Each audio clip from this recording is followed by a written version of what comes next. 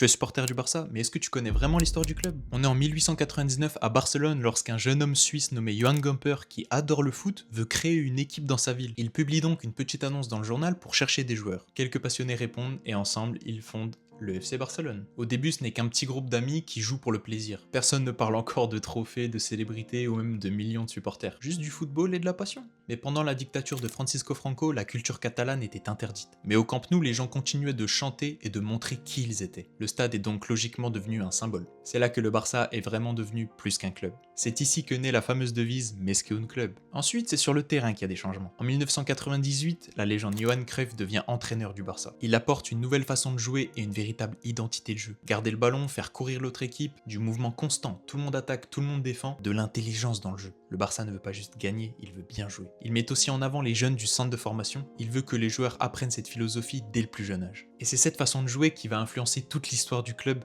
jusqu'à l'époque de Lionel Messi, et aujourd'hui de Lamine Yamal. C'est donc pour ça qu'aujourd'hui, quand tu portes un maillot du Barça, tu ne portes pas juste une équipe, tu portes toute une histoire. Dis-moi ce que tu penses de ce nouveau format en commentaire, et abonne-toi pour suivre la saison du Barça ensemble.